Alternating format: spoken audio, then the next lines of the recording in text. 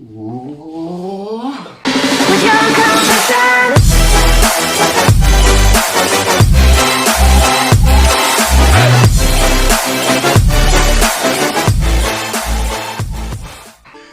Hello guys, today I come to bring you a new episode of the best of the best.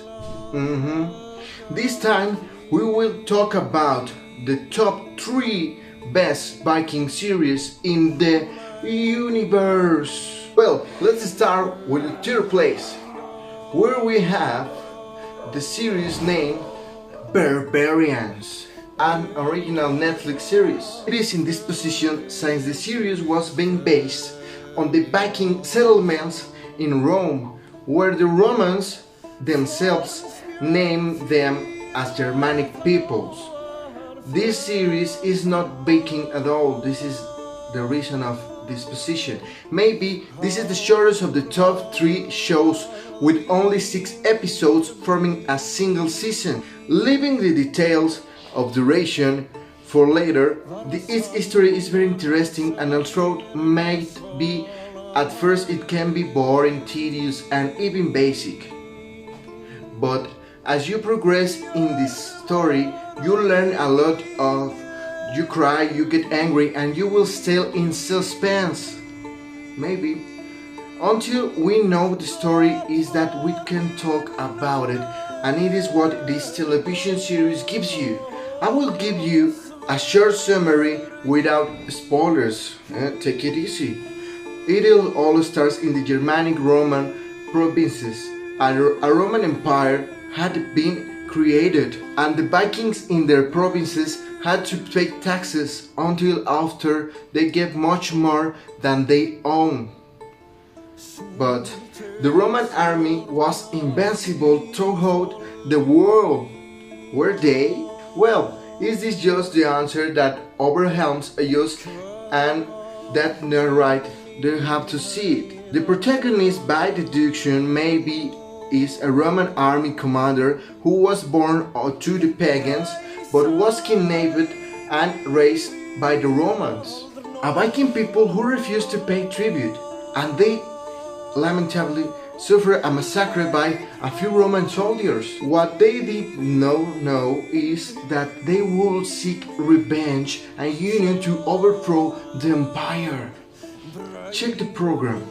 Recommend, my warriors. In second place, we have the magnificent series The Last Kingdom, one of the best Viking and medieval series. Why? Because if you watch the first episode, you will become addicted to watching it. It's a promise.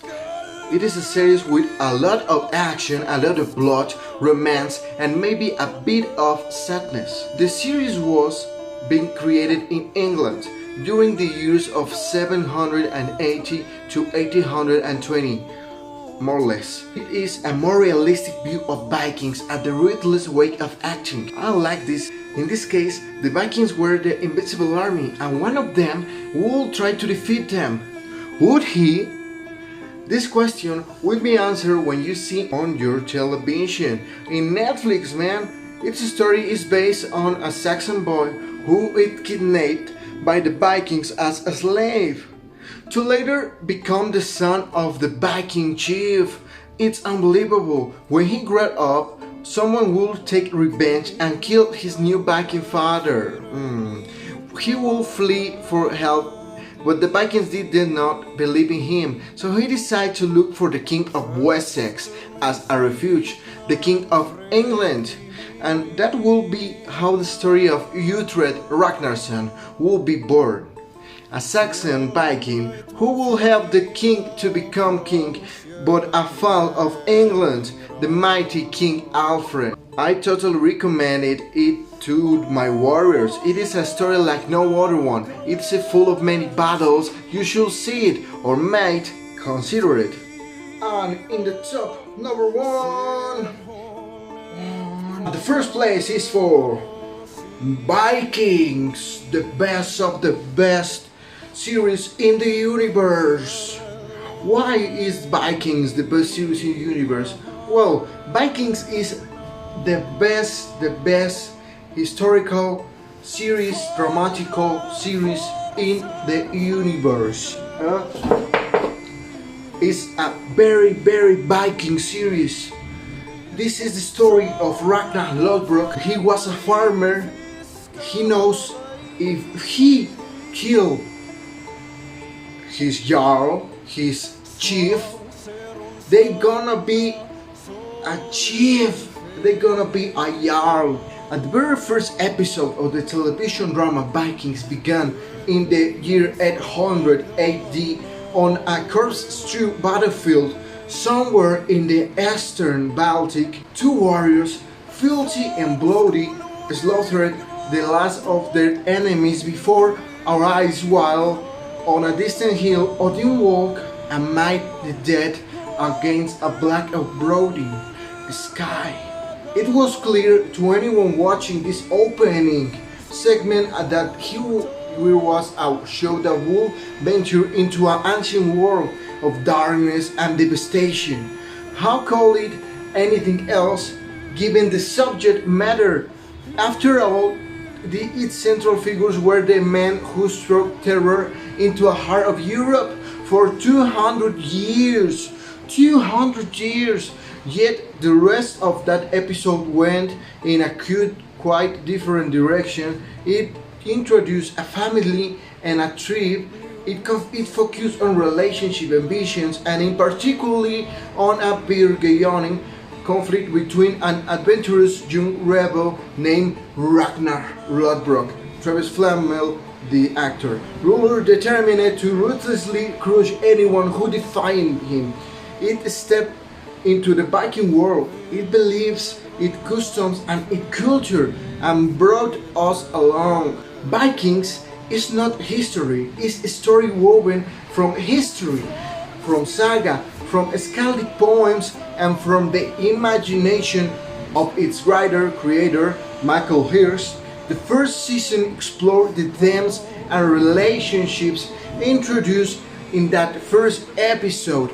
Yes, there were bloody Viking raids on England, in particularly the infamous raid of Lindisfarne in 1800, but most of action was set in Scandinavia. Inevitably, just before season's end, we saw a face-off between that rebel Ragnar Lodbrok and the ruthless Jarl Haraldsson. Second season was more ambitious. Ragnar and his followers were still the central figures, but now there were additional storylines set in England in a way that juxtaposed Anglo-Saxon culture and beliefs with those of the Norse, highlighting similarities as much as contrasts. The story escaped forward in time by 4 years, allowing the addition of new characters, new story and lines and new conflicts. There was plenty of blood, so this was not a show for the faint of heart. Odin's corpse-eating ravens never went hungry, but there was just as much emphasis on the interplay between the characters, desire and jealousy, friendship and rage. The trait and treachery and betrayal always lay just beneath the surface of every scene.